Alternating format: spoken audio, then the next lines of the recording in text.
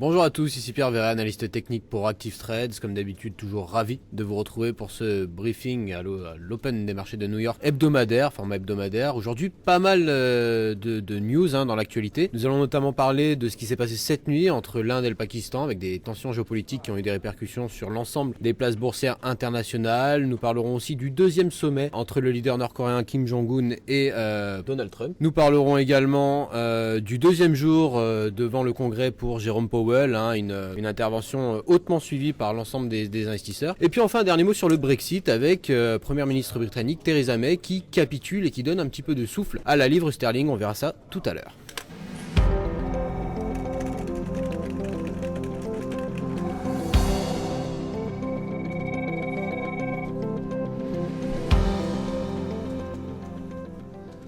Tout d'abord, le traditionnel tour d'horizon des marchés. L'indice MSCI Asia-Pacifique a gagné 0,1% cette nuit, abandonnant notamment une grande partie de ses gains à cause des tensions entre le Pakistan et l'Inde, sujet sur lequel nous reviendrons juste après. Au Japon, l'indice Topix a clôturé en hausse de 0,2%. Le Nikkei enregistre également une performance positive de 0,5%. En Europe, le Stoxx 600 était en baisse de 0,6% à l'Open, notamment sur fond d'une série de résultats assez décevants pour les entreprises de la région. Les futurs sur S&P 500 pointent vers une ouverture en léger déclin, en tout cas pour l'instant, alors que le président Trump rencontre actuellement le leader nord-coréen Kim Jong-un. Les rendements du trésor à 10 ans étaient de 2,632% à l'Open et l'or se traite en légère baisse mais se maintient toutefois au-dessus de son support situé à 1323 $ l'once. Je le disais en introduction, un contre-attaque justement d'Islamabad, du Pakistan envers l'Inde. Les conflits entre les voisins nucléaires de l'Asie s'intensifient alors qu'Islamabad est déclaré avoir abattu 2 avions indiens dans la région contestée du Cachemire au cours de la nuit. Dans un communiqué, l'Inde a confirmé la perte d'un avion à réaction et a indiqué que le Pakistan en avait également perdu un. Une grande partie de l'espace aérien de la région est dorénavant fermée et des informations font état de tirs de blindés lourds à travers la frontière. L'indice des actions à Karachi a chuté et la roupie indienne a également clairement dévissé au cours de la nuit. Des mouvements baissiers se sont répercutés sur, comme je le disais tout à l'heure, un ensemble de bourses internationales, notamment en Asie mais également en Europe et puis sur les futurs SP500.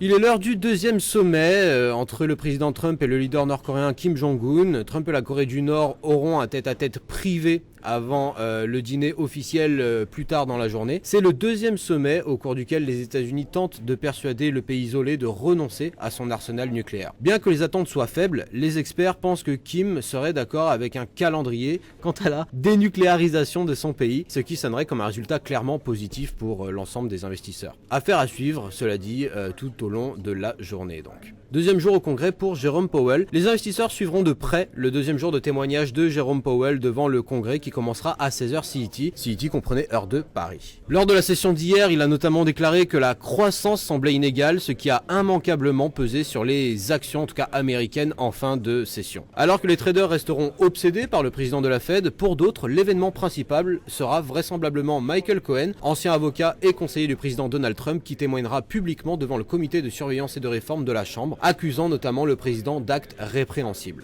Enfin, dernier petit mot sur le Brexit, avec le Premier ministre Theresa May qui capitule. La stratégie de Theresa May pour le Brexit est devenue plus réaliste lorsqu'elle a admis qu'elle pouvait accepter de prolonger la date butoir du 29 mars. Cela réduit certes le risque de perdre un vote plus tard dans la journée sur sa tactique de négociation, mais les analystes y voient davantage un exercice qui consiste à donner un coup de pied dans le tas plutôt qu'à une réelle avancée majeure. Une autre bonne nouvelle pour Theresa May nous parvient du député Jacob Rees-Mogg du parti pro-Brexit qui semble atténuer son opposition au projet controversé de soutien à la frontière irlandaise. La livre sterling, devise la plus performante du monde cette année, se tient très près du niveau des 1,33 contre 1 $, sur un plus haut de 2 ans également face à la monnaie unique qu'est l'euro. C'était tout pour moi. N'oubliez pas cet après-midi, pour ceux qui veulent me suivre, je ferai un webinaire dédié à la théorie des 3 gaps, donc principalement axé analyse technique qui aura lieu à 17h heure de Londres, donc 18h heure de Paris. Les inscriptions sont gratuites, n'hésitez pas à passer par le site internet si vous voulez me rejoindre lors de cette session. Quant à moi, je vous retrouve pour un prochain briefing hebdomadaire lors de la semaine prochaine et d'ici là, je vous souhaite un bon courage à tous et un bon trading.